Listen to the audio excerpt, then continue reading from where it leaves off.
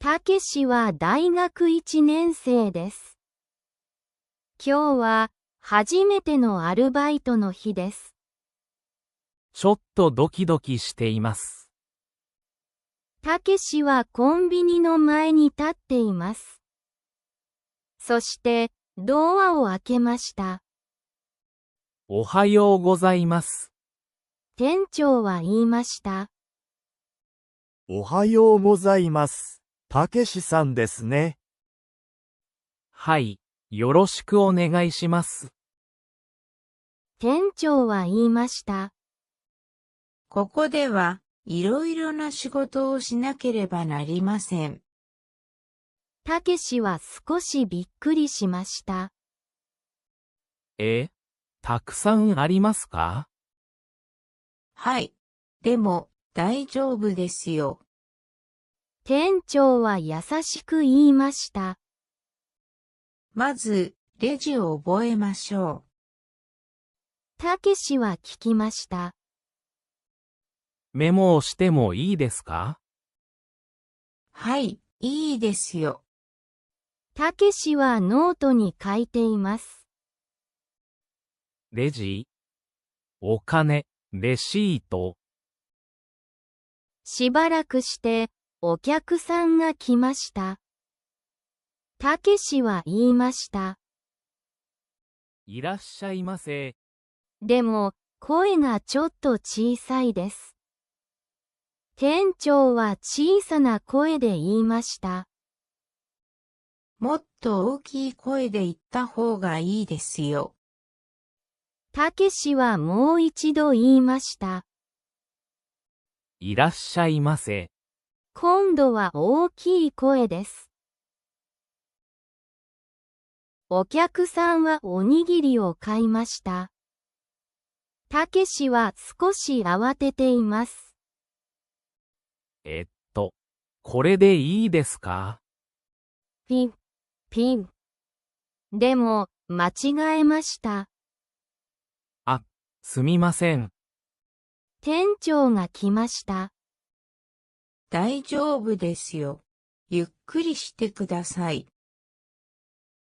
たけしはまだ緊張しています。すみません。もう一回してもいいですか？はい、いいですよ。たけしはもう一度やっています。今度はうまくできました。ありがとうございました。お客さんはニコニコしています。仕事の後で、たけしは言いました。今日はちょっと大変でした。店長は言いました。でも、頑張っていますね。はい、まだまだです。でも、頑張ります。店長は言いました。毎日練習しなければなりません。でも、すぐ上手になりますよ。たけしは嬉しいです。はい、ありがとうございます。たけしは帰りながら考えています。アルバイトは大変です。でも、楽しいです。明日も頑張ります。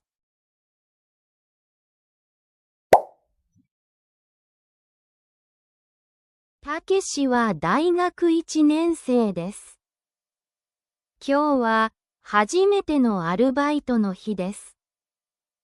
ちょっとドキドキしています。たけしはコンビニの前に立っています。そしてドアを開けました。おはようございます。店長は言いました。おはようございます。たけしさんですね。はい、よろしくお願いします。店長は言いました。ここではいろいろな仕事をしなければなりません。たけしは少しびっくりしました。たくさんありますか？はい。でも、大丈夫ですよ。店長は優しく言いました。